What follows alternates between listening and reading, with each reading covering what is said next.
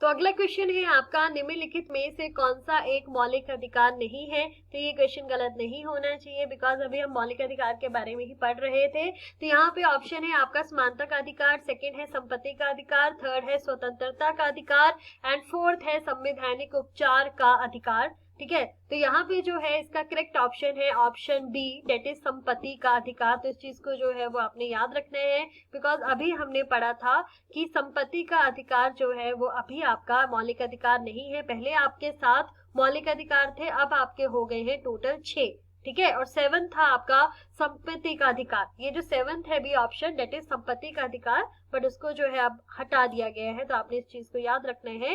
तो इसका correct option है ऑप्शन बी, डेट इज संपत्ति का अधिकार। बाकी सभी क्या है, आपके मौलिक अधिकार है।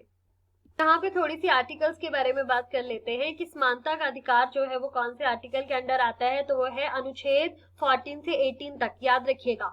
फिर उसके बाद यहाँ पे है संपत्ति का अधिकार, अभी मैंने बोला कि इट्स नॉट मौलिक अधिकार। फिर आता है स्वतंत्रता का अधिकार, तो स्वतंत्रता का अधिकार जो है वो आता है आर्टिकल 19 से 22 तक, याद रखिएगा। और यहाँ पे जो संवैधानिक आपका संवैधानिक जो आपका उपचार का अधिकार है, ये है आपका आर्टिकल 32। इस चीज को जो है वो याद रखना है। और ये आत्मा, ठीक है, याद रखिएगा, जो अनुच्छेद 32 है उसको संविधान की आत्मा एवं हृदय जो है वो बताया गया है, और ये भीमराव अम्बेडकर जी ने जो है वो कहा था। ठीक है, और संपत्ति का अधिकार अभी हमने बात की कि कौन से संविधान संशोधन में जो है वो संपत्ति के अधिकार को हटा दिया गया था, तो वो था आपका 44 संशोधन। ठीक है, 1978 भी याद रखिएगा, हटा दिया गया था संपत्ति का अधिकार। चलिए अगला आपका यहाँ पे क्वेश्चन है next, what is the age of adult franchise in India. तो यहाँ पे अडल्ट फ्रेंचाइज भी बोल सकते हैं और साथ में मिनिमम वोटिंग एज, ठीक है, बोथ आर सेम थिंग। तो ये भी क्वेश्चन आ सकता है कि what is the minimum voting age, और साथ में अडल्ट फ्रेंचाइज ऐसे भी पूछ सकते हैं। ठीक है, तो यहाँ पे देख लेते हैं ऑप्शन पहले। फर्स्ट ऑप्शन है 16, सेकंड है यहाँ पे 18, थर्ड है यहाँ पे 21 एंड फोर्थ है यहाँ पे 25। तो आपको पता ही होगा कि इसका करेक्ट ऑप्शन है ऑप्शन बी, डेट इज 18। ठीक है, तो मिनिमम वोटिंग एज कितनी है, डेट इज 18 इयर्स ओल्ड। इस चीज को याद रखिएगा। अब एक और क्वेश्चन पूछा जाता है आपको कि पहले जो है वो वोटिंग एज जो थी मिनिमम वो थी 21, ठीक है, अब होगी है 18। तो क्वेश्चन क्या पूछा जाता है कि कौन सा आपका संविधान संशोधन था जब आपका जो 21 से जो है एज आपकी 18 कर दी गई है, तो वो था 61। ये क्वेश्चन पहले पूछा गया है। ठीक है, आपने याद रखना है कि अनुच्छेद जो आपका यहाँ पे आर्टिकल है, ठीक है, कौन सा संशोधन है, अभी हम बात कर रहे हैं संशोधन की, तो ये संशोधन है 61। इस संशोधन के द्वारा जो है वो 21 से एज जो है मिनिमम वो कितनी रख दी गई थी, 18 कर दी गई थी। इस चीज को याद रखिएगा। ठीक है, चलिए अगला क्वेश्चन देख लेते हैं। अगला क्वेश्चन है, who is the supreme commander in Indian army. तो यहाँ पे बोला गया है कि सुप्रीम कमांडर जो है इंडियन आर्मी के वो कौन है यहाँ पे। तो फर्स्ट ऑप्शन है प्रेसिडेंट, सेकंड है यहाँ पे प्राइम मिनिस्टर, थर्ड है यहाँ पे वाइस प्रेसिडेंट एंड फोर्थ है यहाँ पे चीफ मिनिस्टर। तो इसका करेक्ट ऑप्शन है, तो इसका करेक्ट ऑप्शन है option A, date is president. ठीक है, चलिए अगला क्वेश्चन यहाँ पे है, who is not a integral part of parliament. यहाँ पे बताना है कि कौन है जो भारतीय संसद के अभिन्न अंग नहीं है। तो यहाँ पे देख लेते हैं, सबसे पहले है वाइस प्रेसिडेंट, सेकंड है प्रेसिडेंट, थर्ड है यहाँ पे लोकसभा एंड यहाँ पे फोर्थ है आपका ऑप्शन, डेट इज राज्यसभा। ठीक है, तो इसका पहले हम करेक्ट ऑप्शन देख लेते हैं, फिर थोड़े इंपॉर्टेंट डिस्कस करते हैं पॉइंट्स क्या है यहाँ पे। तो यहाँ पे इसका करेक्ट ऑप्शन है option A, date is vice president, याद रखिएगा। तो यहाँ पे प्रेसिडेंट, लोकसभा और राज्यसभा ये भारतीय संसद के अभिन्न अंग है, इस चीज को याद रखिएगा। तो vice president is not a integral part of the parliament. अब थोड़ी सी हम संसद की बात कर लेते हैं कि आपको क्या क्या क्वेश्चन पूछे जा सकते हैं।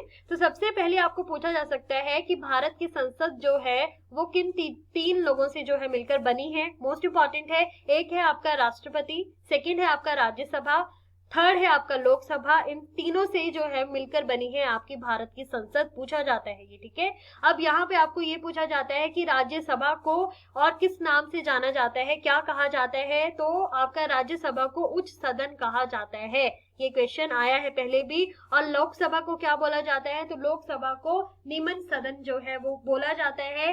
तो यहाँ पे हम बोल सकते हैं लोकसभा को लोअर हाउस और राज्यसभा को अपर हाउस बोला जाता है। चलिए अब हम यहाँ पे बात कर लेते हैं कि राज्यसभा का जो बात की गई है वो कौन से आर्टिकल में है। ठीक है, याद रखिएगा कि कौन से अनुच्छेद से संबंधित है राज्यसभा, तो ये है अनुच्छेद 80। राज्यसभा की अब योग्यताएं क्या है, राज्यसभा के सदस्य की बनने की योग्यताएं पूछी जाती हैं। तो सबसे आपको पूछा जाता है कि उसकी आयु जो है वो कितनी वर्ष होनी चाहिए, मोस्ट इंपॉर्टेंट है। तो राज्यसभा सदस्य बनने के लिए आयु जो है वो 30 वर्ष होनी चाहिए और वो भारत का नागरिक जो है वो होना चाहिए। इस चीज को याद रखिएगा। और कार्यकाल भी पूछा जाता है कि राज्यसभा के सदस्य का कार्यकाल जो है कितनी अवधि के लिए निर्वाचित किए जाते हैं, तो ये है 6 वर्ष। उसी तरह से अगर आपको लोकसभा का पूछा जाएगा तो लोकसभा का जो सदस्य है, ठीक है, उनकी अवधि जो है कितने अवधि के लिए उनको निर्वाचित किया जाता है, तो उनको निर्वाचित किया जाता है 5 वर्ष के लिए। अगर राज्यसभा का पूछा जाएगा तो ये आपने याद रखना है 6, और अगर आपको लोकसभा का पूछा जाएगा तो वो है 5 वर्ष। ठीक है, चलिए तो यहाँ पे आपका 50th क्वेश्चन है, when was right to information was pass. तो सूचना का अधिकार जो है भारत की संसद द्वारा कब पारित किया गया था। ऑप्शन है 2002, सेकंड ऑप्शन है 2003, थर्ड है यहाँ पे 2004 एंड आपका डी ऑप्शन है डेट इज 2005। तो इसका करेक्ट ऑप्शन है ऑप्शन डी डेट इज 2005। ठीक है, तो 2005 में जो है वो सूचना का अधिकार जो है उसको पारित किया गया था। अगला क्वेश्चन है यहाँ पे, who design the parliament house of India. तो पार्लियामेंट हाउस ऑफ इंडिया किसने डिजाइन किया था।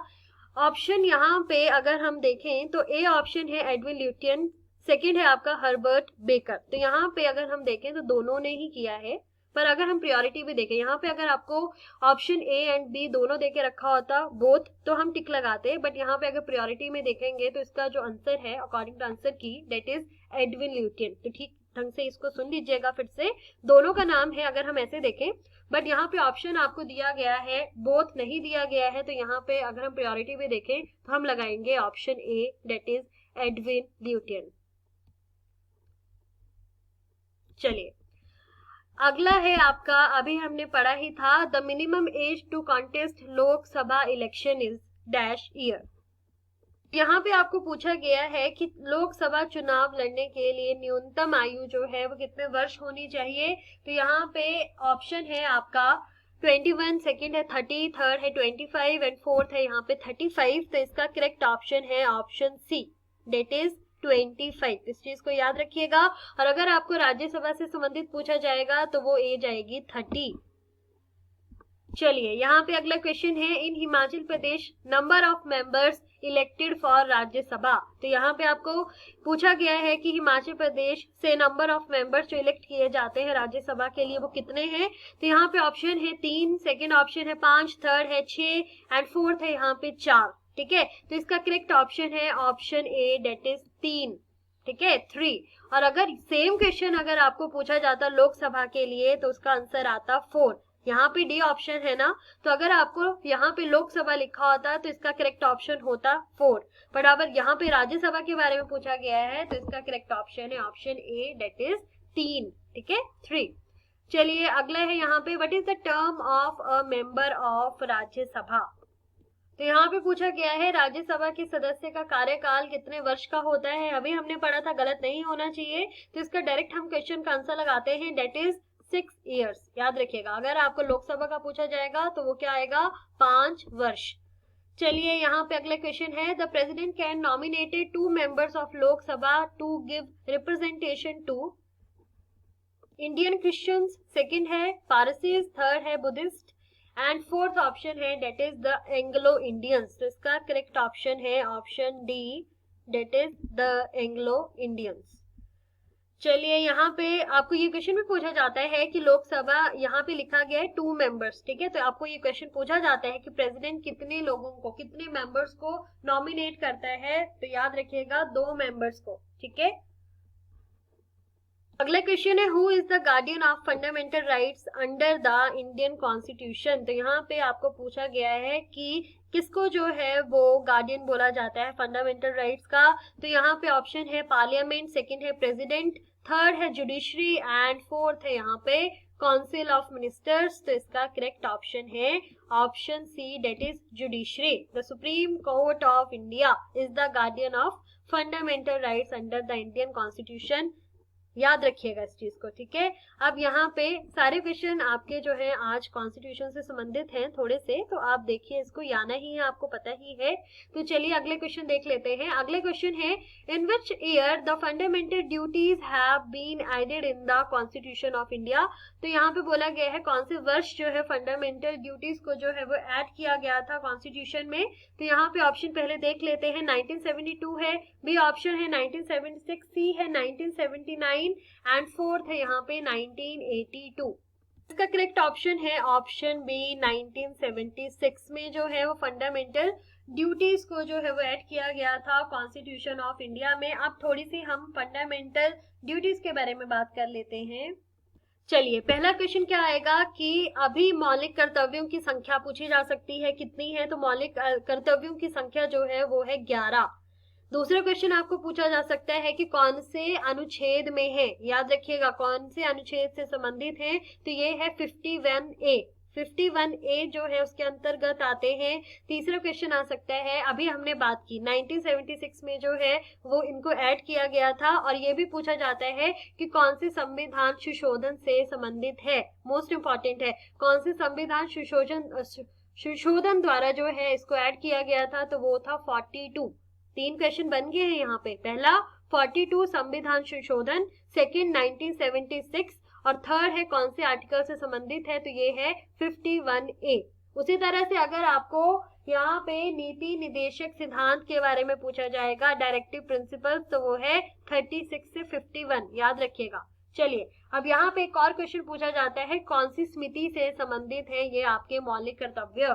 तो ये है सरदार स्वर्ण सिंह समिति से संबंधित है। इस चीज को याद रखिएगा, आपको समिति का नाम भी पूछा जा सकता है। चलिए, और यहाँ पे आपका एक और अभी हमने पढ़ा था आपका आर्टिकल यहाँ पे 21A, जिसमें बोला गया था कि आपकी 6 से 14 वर्ष की आयु के बच्चों को जो है वो निःशुल्क शिक्षा प्रदान की जाएगी। तो ये मौलिक कर्तव्य है आपका 11वां। ठीक है, याद रखिएगा 11th मौलिक कर्तव्य में ये लिखा गया है कि 6 से 14 वर्ष के बच्चों को जो है वो निःशुल्क शिक्षा जो है वो प्रदान की जाएगी। और ये कौन से संशोधन से संबंधित है, 86। और ये कब जो है वो कौन से वर्ष जो है वो रखा गया था, डेट इज 2002। तो ये सारे इंपॉर्टेंट क्वेश्चंस हैं, नोट कर लीजिएगा।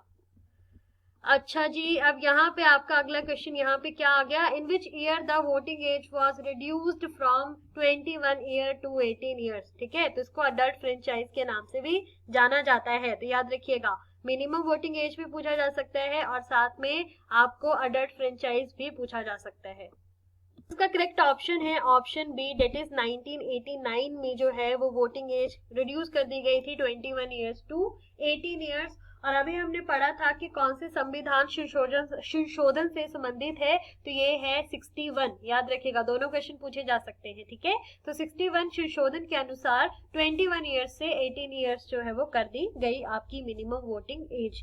अगला जी यहाँ पे क्वेश्चन है, from which country amendment procedure of Indian constitution has been adopted. तो यहाँ पे गलत नहीं होना चाहिए, बार बार अभी हमने पढ़ा।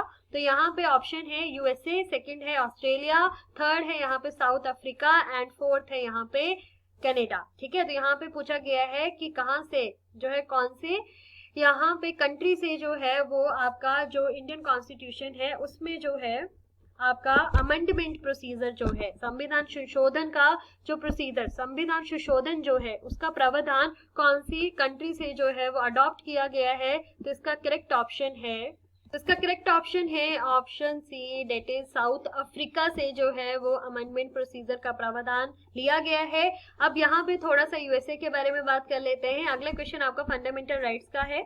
तो यूएसए जो है वहां से आपको पूछा जाता है प्रस्तावना।